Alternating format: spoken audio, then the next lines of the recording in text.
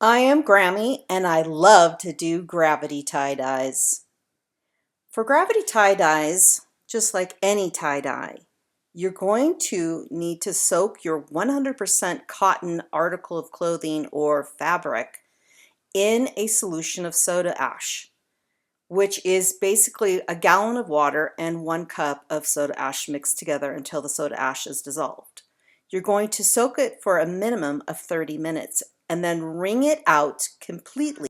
From a very popular cartoon on Netflix. Oh, is it on Amazon? Prime. Hazbin Hotel. This is her favorite character, Alastor. And we're going to do gravity dye on it. So what we're going to do with that is I'm going to start with a spiral. And we're not going to rubber band the spiral. I'm just going to do a spiral so that we can get a good start on it. And some people, they'll be very meticulous with their spirals, making sure that everything is just so, and that's all good. Good techniques. I'm just going to do a quick spiral, and I'm going to not put any rubber bands on this, and I'll show you why. I didn't put any rubber bands on this spiral because I'm now going to put it on top of this wired fruit basket that I got from the dollar store for 99 cents. And it's suspended on top of a cheap plastic water pitcher in a nice metal bowl that I use only for this purpose. And so right now I am just putting some plastic clothespins to hold the shirt in place so that the dye, when I put it on and the ice melts, it will track down these folds of fabric. And I don't want my shirt hanging off into the muck. I want to control what colors are on this shirt. And when a shirt gets into the muck, it can be beautiful. I'm not going to knock muck dye, but in this case, I want it to be just the colors that my daughter selected to be used on this shirt. And so I'm going to show you that process. But this I have sped up a bit. It is a very, I am very meticulous with how I want these folds to be. And so I'm taking my time to put my clothespins where I need them to be. And I'm not clothespinning the shirt itself. This is just me putting clothespins right into the wire basket. And it is just different every time I do a shirt depending on the size of it. So that's why I have to continue to do this every time I do it, because I want it to be done correctly. So after I have that done, then I'm putting on a nice high barricade of foil, and I'm just doing a small circle right on the top of the shirt. And we're starting with Lime Pop from Dharma Trading Company. I just use Dharma dyes. I haven't experimented with any other brand. I have quite a large variety of dyes by now because I just love them. And we are then going with turquoise on either side of the Lime Pop. And I'll just make note, the shirt I'm wearing is one of my very first tie-dyes that I did 4 years ago using a packaged tie-dye kit. It was not Dharma dye, and so it is slowly fading away.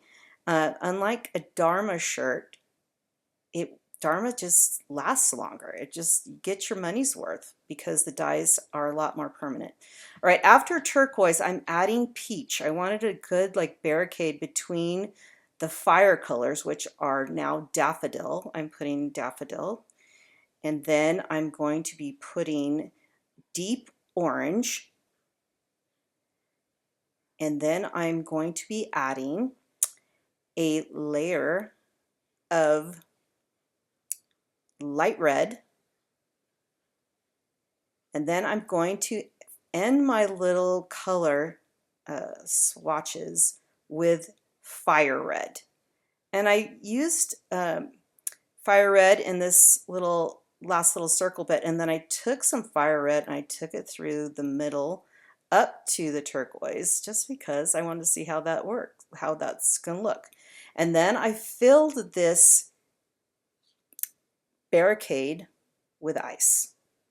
And ice dyeing, what you need to do, and especially when it is warm weather, you need to check it and make sure the ice and the dyes are running. And so this is a couple hours later, probably about 2 hours later, right before I went to bed, and you can see it's starting its magic.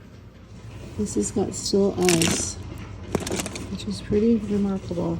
But look at that color flowing. I just love ice dyes with their flows of color. So awesome. Got some nice lime pop. Very cool. After the ice fully melted, we let this shirt batch, which means we put it in a plastic bag for another 36 hours. And then we are now rinsing off. Now, you let it batch that long because you want to make sure that all of the color has adhered to the shirt. And it's just a great system that works well. So why change it? All right, so we slowly rinse in cold water, and when the water starts getting clear, then we increase the temperature of the water to allow for us to really make sure we get that extra dye out. And we add a little Dawn dishwashing soap to stop the process of the soda ash and to make sure that everything is permanent on the shirt.